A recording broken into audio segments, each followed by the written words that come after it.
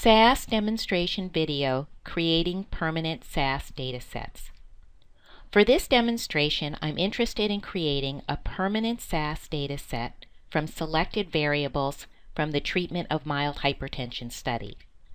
Specifically, I want to create a permanent SAS dataset of side effect scores. So I'm going to start this program with a libname statement. And the libname statement tells SAS the directory to either save or retrieve a SAS dataset. So after you have the word libname, we have a reference name, and here I'm using the reference name mylib, and the reference name is telling SAS what directory to either save or retrieve that permanent SAS dataset. So in this program, we are telling SAS that we want to create a permanent SAS dataset and put it in the directory E:, which is where my flash drive is. Next, I have my data statement, and notice here that instead of having just a single name, we now have a two-part name. And so permanent SAS datasets are always referenced by two-part names. The prefix is the library reference or libref name, and here we've given the prefix mylib. The second part of the name is the name that we're giving our SAS dataset. So here we are creating a SAS dataset, SE score, and we want to save it in the directory that's referenced by the libref name mylib. Basically, the only thing that's different in this data step is that we have our data statement with a two-part name. From there, we're going to bring in the TUMS dataset like we've done before, and we're going to input selected variables, specifically variables related to side effect scores taken at baseline. There were 20 side effect scores taken at baseline, and there were 20 side effect scores taken at 12 months. And then we're going to create some new variables. We are going to create the difference in weight between baseline and 12 months, the difference in systolic blood pressure between baseline and 12 months, and then we are going to calculate the mean side effect score at baseline and the mean side effect score at 12 months. And then we are finally going to take the difference between the mean side effect from 12 months and baseline. And then we are going to attach a bunch of labels to these new variables that we've created. And we are going to format our randomization date with an MMDDYY10 format. And then lastly, we're not interested in including the individual side effect scores, so we're going to drop them from our data set. So in the end, the data set is just going to consist of these new variables that we created, and we are creating a permanent SAS data set SES score. And that's going to be saved in our E drive where my flash drive is. So let's run all this code and do a proc contents of our data set and see what it tells us.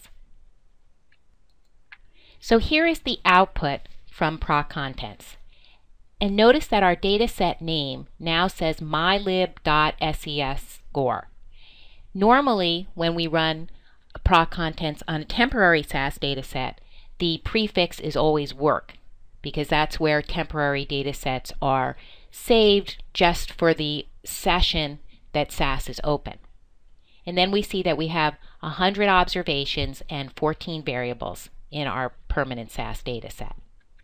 And if we go down, we see our 14 variables and all the labels that we created.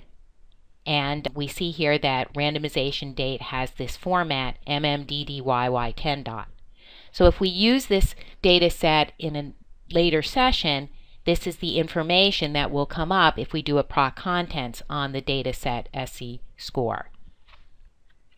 Now let's go ahead and print out the first 10 observations from our permanent SAS data set. And we see here these are our first 10 observations from this data set that we've just created. Now another thing we can do to get a view of this SAS data set is we can go to the Explorer window.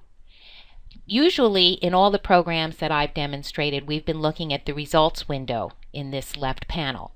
But if we click on the Explorer window, we see that there's a content here called Libraries.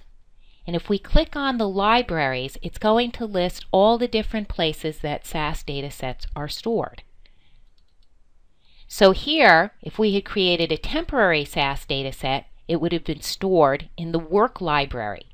And when we exit out of SAS and return to SAS, if we were to open up this work directory, we wouldn't see anything.